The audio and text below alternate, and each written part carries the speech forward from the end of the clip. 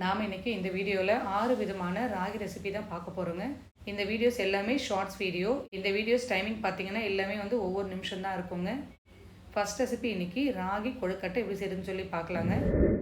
First recipe இன்றைக்கி ரொம்ப சிம்பிளான அதே சமயம் ரொம்ப ஹெல்த்தியான ராகி கொழுக்கட்டை எப்படி செய்யுதுன்னு சொல்லி பார்க்கலாங்க. முதல்ல மிக்ஸி ஜாரில் சிகப்போல் ஒரு கப்பு சேர்த்துருக்குங்க. உங்ககிட்ட வெள்ளை இருந்தால் வெள்ளை சேர்த்துக்கோங்க. இதில் ஒரு 2 ஏலக்காய் சேர்த்து லைட்டாக பவுடராக்கி சேர்த்துக்கோங்க. அதே மிக்ஸி ஜாரில் தேங்காய் ஒரு கப்பு சேர்த்து துருவி மிக்ஸி பவுலுக்கு மாற்றிக்கோங்க. இது ரெண்டுத்தையுமே கைவிட்டு நல்லா மிக்ஸ் பண்ணிவிடுங்க. இதுலேயே ஒரு கப்பு ராகி மாவு சேர்த்துக்கோங்க. அதோட ஒரு அரை கப்பு நாட்டு சக்கரை சேர்த்து ஒரு அரை டீஸ்பூன் நெய் சேர்த்து இது எல்லாத்தையுமே நல்லா மிக்ஸ் பண்ணி கொஞ்சம் கொஞ்சமாக தண்ணி ஊற்றி சப்பாத்தி மாவு பதத்துக்கு நல்லா மிக்ஸ் பண்ணி ஒரு 10 நிமிஷம் விட்டுடுங்க, ஊறட்டும். இட்லி பிளேட்டுக்கும் நெய் அப்ளை பண்ணிவிடுங்க. மாவு கொஞ்சமாக எடுத்து பிடிக்கொழு கட்டியாக செஞ்சு நீங்கள் பிளேட்டில் மாற்றிக்கோங்க. ஒரு 10 நிமிஷம் நீங்கள் வேக வச்சு எடுத்திங்கன்னா ரொம்ப ஹெல்த்தியான ஸ்நாக் ஐட்டம் ரெடிங்க. ராகி கொழுக்கட்டை இந்த ஸ்டைலில் ட்ரை பண்ணி பாருங்கள். இது ஆறுனதுக்கு அப்புறமா நல்லா சாஃப்டாக இருக்குங்க. நான் அவுல் சேர்த்ததுனால நான் சிகப்பு அவுல் சேர்த்துருக்கேன். உங்கள்கிட்ட வெள்ளை இருந்தால் வெள்ளை சேர்த்துக்கோங்க. செகண்ட் ரெசிபி பார்த்தீங்கன்னா இன்றைக்கி வால்நட் ராகி சாக்லேட் கேக்கு தான் பார்க்க போகிறோங்க. டேஸ்ட் ரொம்ப சூப்பராக இருக்கும். ரொம்ப ரொம்ப சாஃப்டாக இருக்குங்க. இதில் மிக்சிங் பவுலில் 1 table spoon coffee powder, 3/4 cup தண்ணி சேர்த்துக்கோங்க. இதோட 3/4 கப் நாட்டு சக்கரை சேர்த்து நல்லா மிக்ஸ் பண்ணிவிடுங்க. இதுலேயும் 1/4 கப்பு தயிரும் 1/4 கப்பு எண்ணெய் சேர்த்து நல்லா மிக்ஸ் பண்ணிக்கோங்க. இதோட 3/4 கப்பு ராகி மாவும் 3/4 கப்பு கோதுமை மாவு, 5 table spoon cocoa powder, 2 table spoon baking powder, 1 table spoon baking soda, கொஞ்சமாக சால்ட் சேர்த்து நல்லா ஜலிச்சிடுங்க. இதை கட் அண்ட் ஃபோல்ட் மெத்தடில் நல்லா மிக்ஸ் பண்ணிவிட்டு 1 டீஸ்பூன் வினிகர் சேர்த்து நல்லா மிக்ஸ் பண்ணிக்கோங்க. இதில் ஒரு கைப்பிடி அளவு வால்நட்ஸும் கொஞ்சமாக சாக்கோ சிப்ஸ் சேர்த்து நல்லா மிக்ஸ் பண்ணி மோல்டுக்கு மாற்றிக்கோங்க.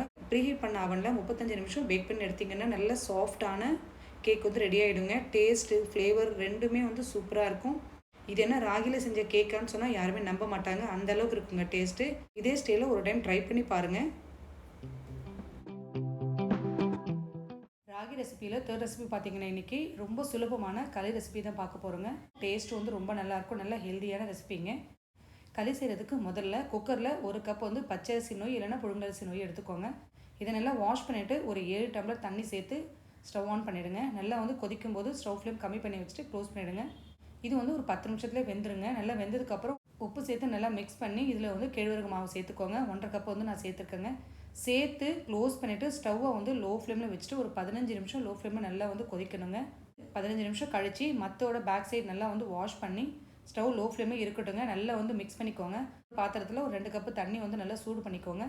தண்ணி கொஞ்சம் கொஞ்சமாக ஊற்றி நல்லா மிக்ஸ் பண்ணிக்கோங்க. தண்ணி கம்மியான மட்டும் சேர்த்துக்கோங்க, இல்லைன்னா சேர்க்க வேண்டாம். நான் 1 கப்பு தண்ணி சேர்த்துருக்கேங்க. சேர்த்து நல்லா மிக்ஸ் பண்ணி மறுபடியும் க்ளோஸ் பண்ணிவிடுங்க. ஒரு 5 நிமிஷம் கழிச்சு நீங்கள் பாத்திரத்தை ஈரம் பண்ணிவிட்டு அதில் உங்களுக்கு தேவையான அளவு களி சேர்த்து லைட்டாக இந்த மாதிரி நீங்கள் ஷேக் பண்ணாவே கரெக்டான உருண்டை வந்துடுங்க. ராகி ரெசிப்பியில் 4th ரெசிபி இன்றைக்கி ரொம்ப சிம்பிளான அதே டைம் ரொம்ப ஹெல்த்தியான ஒரு ரெசிபிங்க. ரெசிபி பார்த்திங்கன்னா மார்னிங் பிரேக்ஃபாஸ்ட்டும் செய்யலாங்க, இல்லைனா ஈவினிங் ஸ்நாக்ஸாகவும் செஞ்சு சாப்பிட்லாம். டேஸ்ட்டும் ரொம்ப நல்லாயிருக்குங்க.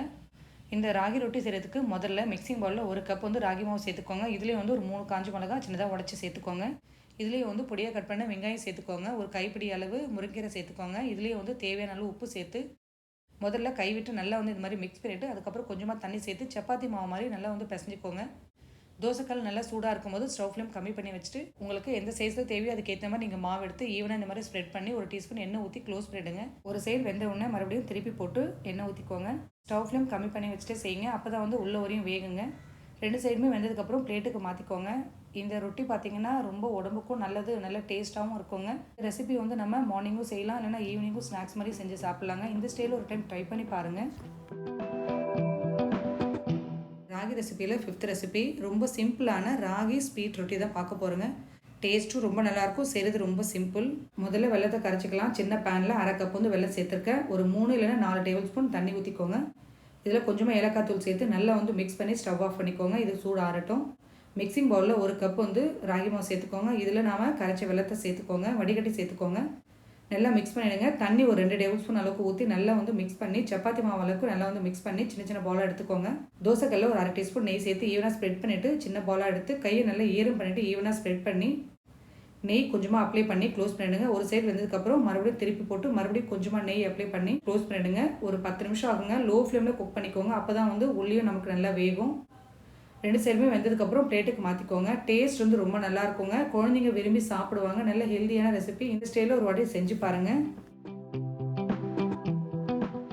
ராகி ரெசிபியில் 6 ரெசிபி பார்த்தீங்கன்னா ரொம்ப சிம்பிளான கேழ்வரகு கூழ் எப்படி செய்யறதுன்னு சொல்லி பார்க்கலாங்க.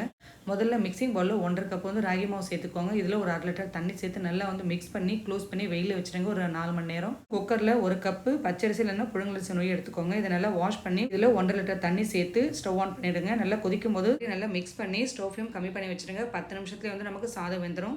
காலையில் கரைச்சி வச்ச ராகி மாவை நல்லா ஒரு வாட்டி மிக்ஸ் பண்ணிவிட்டு சேர்த்துக்கோங்க. இதோட வந்து ஒரு 1/2 லிட்டர் தண்ணி சேர்த்து நல்லா வந்து மிக்ஸ் பண்ணி ஸ்டவ் ஃப்ளேம் கம்மி பண்ணி வச்சுருங்க. 20 நிமிஷம் ஆகுங்க நமக்கு வேகிறதுக்கு. அப்போ தான் வந்து மாவு நல்லா வெந்து வரும். டேஸ்ட்டும் வந்து ரொம்ப நல்லா இருக்குங்க. அதனால தான் நம்ம வந்து இதை குடிக்க போகிறோம். உங்களுக்கு எவ்வளோ தேவையோ அவ்வளோ ஒரு பெரிய பேஷனில் எடுத்துக்கிட்டு இதில் கொஞ்சமாக உப்பு, அதுக்கப்புறம் பொடியாக கட் பண்ண வெங்காயம், தயிர், தண்ணி சேர்த்து நல்லா வந்து கரைச்சிக்கோங்க. டேஸ்ட் வந்து தேவாமிர்தமாக இருக்குங்க. இந்த ஸ்டைலில் ஒரு டைம் செஞ்சு பாருங்கள். சூப்பராக இருக்கும் கூழ்.